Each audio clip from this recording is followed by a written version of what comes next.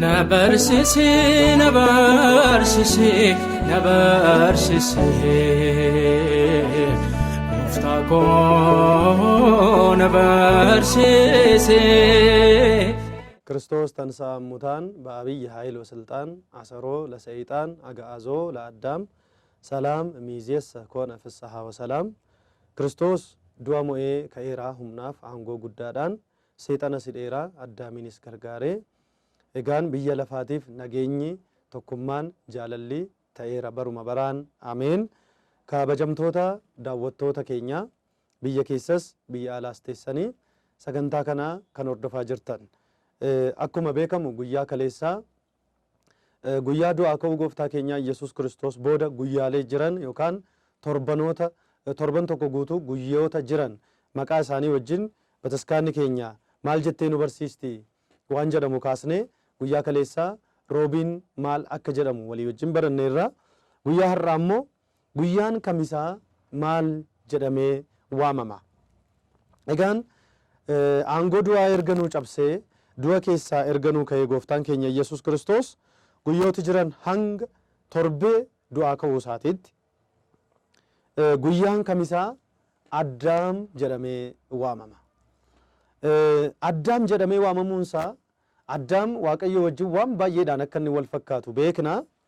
waaqayyo yeroo jalqabaatiif tokkummaaf sadummaa isaatiin maree guddaadhaan barabaraan akka jiraatuuf mootummaa isaa dhaalee maqaa isaa qulqulleeffatee maqaa isaa galateeffatee akkasi jiraatuuf uumama hundumaarraa gooftaa gochuudhaan bitaa gochuudhaan waaqayyo akka addaamii uume seerri uumamaa boqonnaan 2 lakkoofsa 1 guutuudhaa ka'ee nutti hima jechaadha.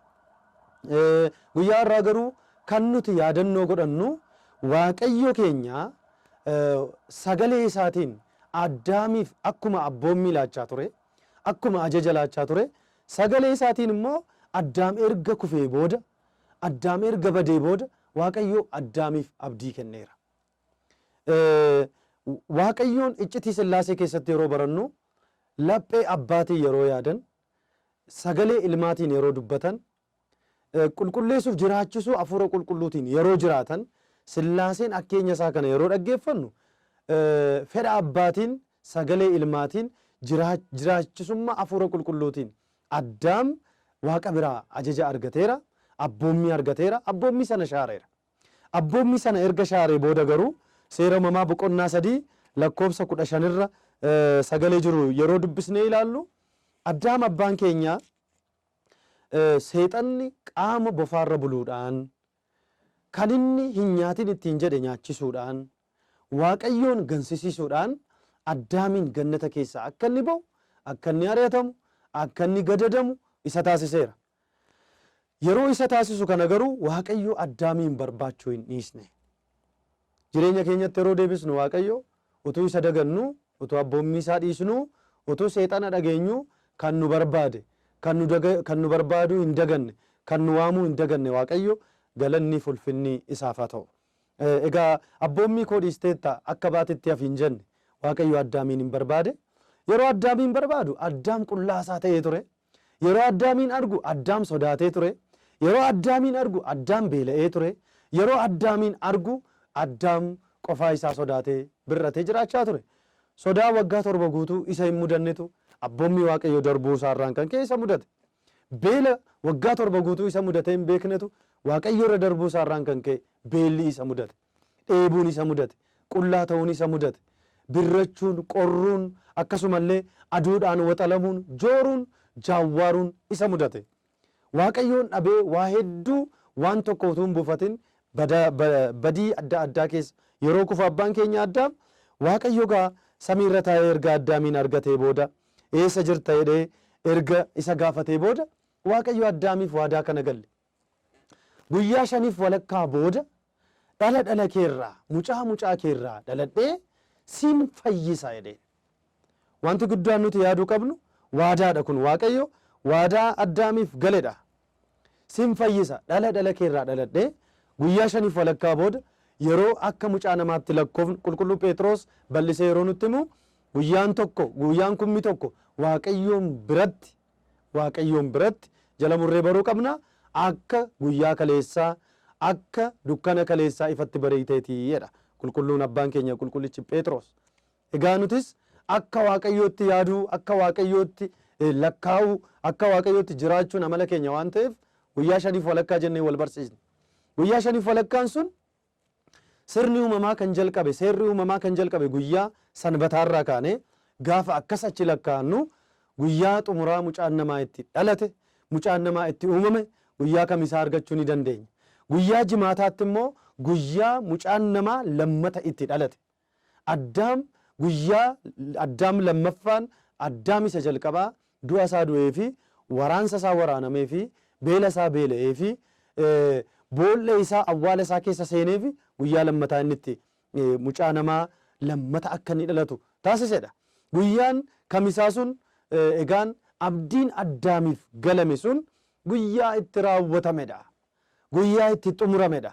Abdii akkamitti yoo jettan guyyaa 5 walakkaa sana Addaam abdii sana waggaa 5,500 akka lakkoofsa keenyaatti eeggachaa tureera. Qalbii jijjiirrachuudhaan eeggachaa tureera. Dabra qidduus yookaan tulluu qulqulluu jedhamurra dhaabate fuuldura isaatti gannata keessa ari'atame ilaalaa Addaam abbaan keenya guyyaa 5 walakkaa sana eeggachaa tureera. Guyyaa 5 walakkaa sanatti bakka isaa jalqabaatti deebi'uuf, ulfina isaa jalqabaa argachuuf, kabaja waaqayyoon wajjin qabaachaa ture sana argachuuf hawwaa eeggachaa tureera. Garuu Addaam abbaan keenya biyya lafaa kanarra waggaa 900 ol erga jiraatee booda innis foon isaatiin hin dadhabe, lubbuun isaas gara Si'ool deemteedha. Egaa guyyaa har'aa bataskaanni keenya maal nu barsiistere? Waadaan Addaam galma ga'uusaa. Galaatiyaa boqonnaa 4 irratti gooftaan keenya Yesuus Kiristoos qulqullichi Phaawulos yeroo nutti himu barri sun yeroo xumuramuudha. Barri sun yeroo xumuramu gooftaan keenya Yesuus Kiristoos bara xumura sanaatti barri sun xumura gaafa argatutti haadha keenya, giiftii keenya dubaroo Maariyaam irraa dhalachuusaa Galaatiyaa boqonnaa 4 lakkoofsa 4 jalqabee nutti hima. Barri jedhame sun maaliree? Bara Addaamiif waadaan galame.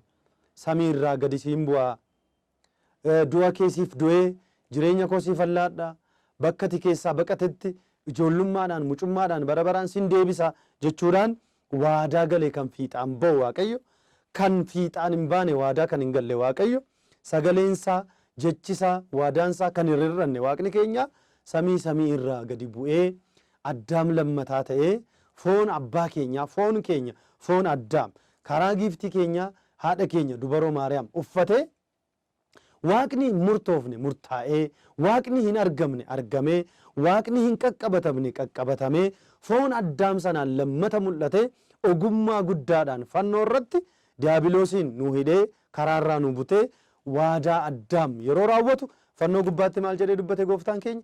Ni xumurameedha. Ni xumurame kan inni jedhe inni jalqabaa waadaan Addaamiif gale xumurameera. Addaamis du'a keessaa jireenyatti, badii keessaa abaarsa keessaa eebbatti deebi'uusaa guyyaa kamisaa kana ni yaadanna jechaadha. Kanaafuu kiristaanota Waaqayyo waadaa nuu galee karaatti hambisee hin qabu. Kanaan dura cubbuu keenyarraan kan ka'e kun nuti namoota maayii hin baasne turre, har'a garuu araara Waaqayyo nuu godheen karaa Yesuus Kiristoos araara nuu ta'een ijoollee Waaqayyoo jedhamneerra, waadaan nuu galame xumurameera. Ijoollee Addaam isa lammataa ijoollee Waaqayyoo jedhamneerra, du'a booda dhaabannee jireenyaaf kaadhimamneerra. Faaruun keenya, jireenyi keenya akkasumas deddeebiin keenya waanjoon garbummaa nurraa cabee waadaan nuu gale nuuf xumuramee du'arraa jireenyatti akka ceene yeroo torbee guyyaa itti yaadannudha. Hundi keenya dhala Addaam sababa taaneef karaa foonii, karaa hafuuraa immoo ijoollee Waaqayyoo sababa jedhamnuuf kana yaadannee torban kana cubbuu irraa fagaannee, hamaa irraa fagaannee, cubbuudhaaf duunee waan gaariidhaaf immoo jiraachaa du'a keessaa akka jiraannu bataskaanni keenya nu barsiisti jechuudha. Kan nu barsiise Waaqayyoo galanni isaaf haa ta'u. Ameen. Baruma baraan. Na barsiisi, na barsiisi, na barsiisi, gooftaa koo na barsiisi.